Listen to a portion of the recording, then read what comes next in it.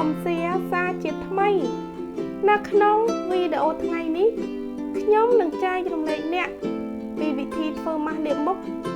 ឲ្យសភ្លឺថ្លានិងតឹងណែន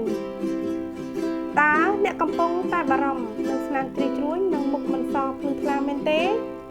សូមបន្តទស្សនាវីដេអូនេះរហូតដល់ចប់ដើម្បីទទួលបានរូបមន្តដ៏ល្អបំផុតសម្រាប់មុខដ៏តឹងណែនរបស់អ្នក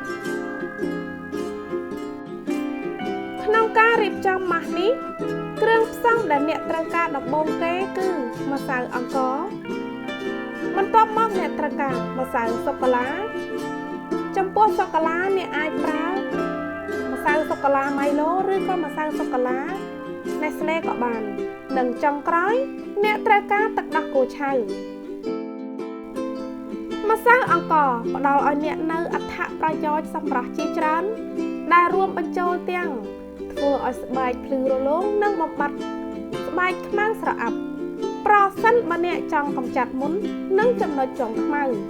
អ្នកអាចយកម្សៅអង្ករមកជួយអ្នកបានវាក៏ជាប្រភពដ៏ប្រសើរនៃវីតាមីន B ដែលជួយក្នុងការផលិតកោសិកាថ្មីម្សៅសូកូឡាជួយកំណត់នៅការផលិតរ៉ាឌីកាល់សេរីដែលអាចបំផ្លាញកោសិកាស្បែកជួយស្ដារស្បែកឲ្យមានសុខភាពល្អឡើងវិញនិងកាត់បន្ថយសញ្ញានៃភាពចាស់វាក៏ជួយជំរុញចលនាឈាមនិងជួយដល់ការលូតលាស់កោសិកាថ្មីធ្វើឲ្យស្បែកមើលទៅក្មេងជាងវ័យនិងភ្លឺរលោងសារជាតិ flavonoid នៅក្នុងម្សៅសូកូឡាជួយបំប៉នស្បែកជួយបង្កើនភាពយឺតនៃស្បែកនិងជួយកាត់បន្ថយស្នាមជាំដែលធ្វើឲ្យស្បែកស្រអាប់ជាដំបូងអ្នកត្រូវដាក់ម្សៅអង្ករ2ស្លាបព្រាបាយ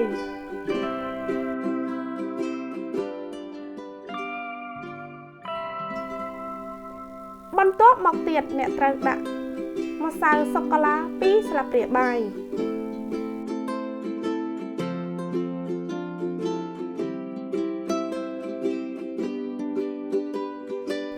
និងចុងក្រោយអ្នកត្រូវបន្ថែមទឹកដោះគោ2ស្លាបព្រាបាយទឹកដោះគោមានផ្ទុកនូវវីតាមីនជាច្រើនដែលជួយព្យាបាលស្បែកស្ងួតជួយបង្កើនការផលិត collagen ធ្វើឲ្យស្បែករបស់អ្នកមានពន្លឺផ្ដល់សំណើមនិងលើកកម្ពស់ដល់ការបត់បែននៃស្បែកអាស៊ីតឡាតិកខ្ពស់ដែលមាននៅក្នុងទឹកដោះគោមិនត្រឹមតែមានលក្ខណៈសម្បត្តិធ្វើឲ្យស្បែកភ្លឺរលោងប៉ុណ្ណោះទេប៉ុន្តែវាក៏នឹងជួយកម្ចាត់កោសិកាដែលងាប់នៅលើផ្ទៃស្បែកផងដែរ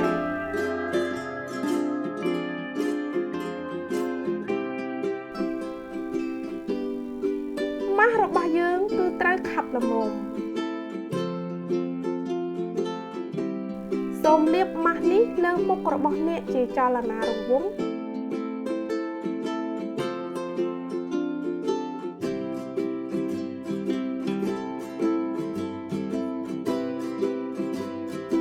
ទុកវានៅលើផ្ទៃមុខរយៈពេល15ទៅ20នាទីឬរហូតដល់វាស្ងួតល្អសូមលាងជម្រះចេញជាមួយទឹកក្តៅឧណ្ហៗ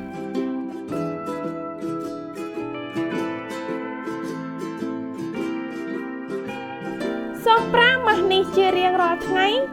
ដើម្បីទទួលបានលទ្ធផលកាន់តែប្រសើរម៉ាស់លាបមុខនេះអាចព្យាបាលស្បែកដែលយាធ្លាក់និងធ្វើឲ្យស្បែកស្រស់ថ្លាឡើងវិញវាក៏ផ្ដល់សំណើមដល់ស្បែកធ្វើឲ្យស្បែក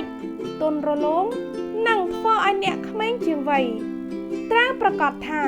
លាងដៃនិងមុខរបស់អ្នកឲ្យបានស្អាតមុនពេលប្រើម៉ាស់លាបមុខនេះខ្ញុំសង្ឃឹមថាវីដេអូនេះមានអត្ថប្រយោជន៍សម្រាប់អ្នកប្រសិនបើអ្នកចូលចិត្តវីដេអូនេះកុំភ្លេចឲ្យមេដៃម្នាក់មួយផងណាសូមចុច Subscribe ដើម្បីទទួលបានរូបមន្តនិងគន្លឹះបន្ថែមទៀតនៅពេលដែលខ្ញុំអាប់ឡូតវីដេអូថ្មីៗសូមអរគុណសម្រាប់ការទស្សនាវីដេអូរបស់ខ្ញុំសូមជួបតែសំណាងល្អជួបគ្នានៅវីដេអូក្រោយទៀត